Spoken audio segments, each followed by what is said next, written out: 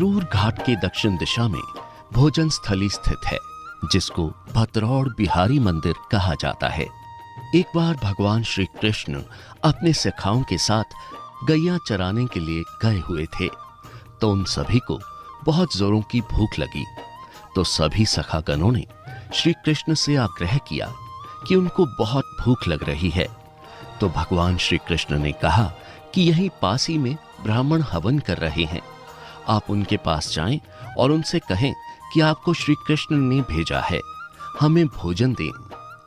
सखागण वहां गए और उन्होंने ब्राह्मणों से प्रार्थना की, लेकिन ब्राह्मण अपने यज्ञ व पूजा पाठ में इतने व्यस्त थे कि उन्होंने उनकी बात पर ध्यान नहीं दिया। सभी सखागणों ने कृष्ण को आकर सारी बात बताई, तो श्री कृष्ण ने कहा कि एक बार दोबारा जाओ और अब ब्राह्मणों के पास नहीं, अपितु उनकी पत्नियों के पास जाना और उनसे कहना कि श्री कृष्ण ने भेजा है, हमें भूख लगी है। उन्होंने ऐसा ही किया और जैसे ही उन ब्राह्मणों की पत्नियों को पता चला कि श्री कृष्ण भूखे हैं, तो उन्होंने फटाफट पकवान बनाए और खुद ग्वाल बालों के साथ भोजन लेकर श्री कृष्ण के पास आईं और उनको भोजन कराया। इसीलिए इस स्थान को भोजन स्थली के नाम से जाना जाता है। इस लीला से हमें यह भी पता चलता है कि ज्ञान होने से ही आप भगवान को नहीं प्राप्त कर सकते, अपितु आपके मन में दया व प्रेम का भाव होना भी बहुत जरूरी है, जैसा कि ब्राह्मण की पत्नियों के मन में था।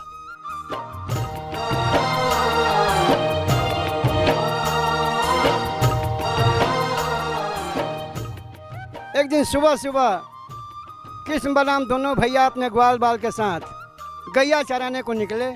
गैया चराते चराते दोपहर की समय हो गई। ग्वाल बाल सखाओं को भूख लग गई, कृष्ण बलराम दोनों भैया को भूख लग गई।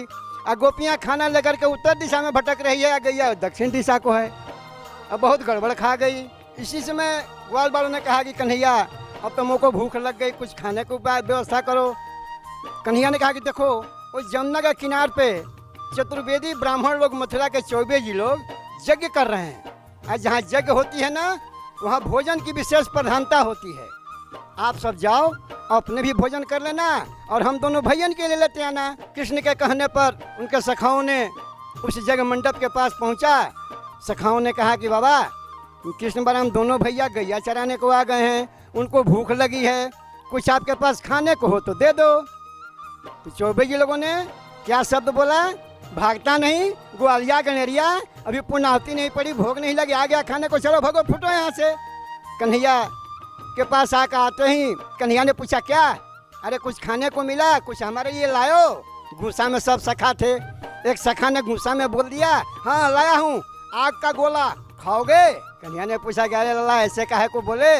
बोला और कैसे बोलते, आपने कहा 24 जी लोग भोजन देंगे, वो तो हमारी राम राम भी नहीं स्वीकार किए, भोजन तो दूर की बात रही।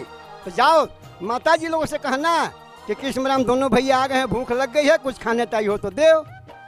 बेचारे भोले भाले सखा एक बार भी नहीं कहे कि अब नहीं जाऊंगा, चल दिए, क्योंकि कन्हैया की हर बात मानते थे।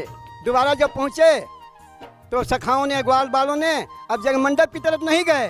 24 लोग दूर से देख रहे हैं, वो फिर आ रहा है, लेकिन सीधे चल गए झोपड़ी के पास, जहाँ माताएं बैठ के अपना अपना भोजन प्रसाद तैयार कर रही थी। आगे आगे यज्ञाचार्य की पत्नी थी, उन्होंने जग मंडप से बोल ही दिया, हाँ हाँ कहाँ चली।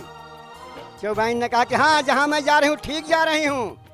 जग में एक होता होते हैं ब्राह्मण जो बाहर भीतर आते जाते हैं, वो झट यज्ञशाला से निकले, उनकी पत्नी सबसे पीछे थी, वो उसको पकड़ लिए, उसको वापस दे दिए।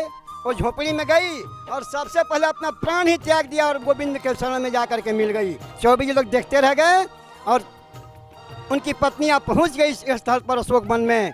कृष्ण बलराम दोनों भाइयों को अपने हाथों से भोजन कराया, जिस भोजन में दही भात जो है हमारे भगवान श्री कृष्ण ने प्रेम से पाया, इसलिए इस स्थान का नाम पड़ा भतरौड़ बिहारी।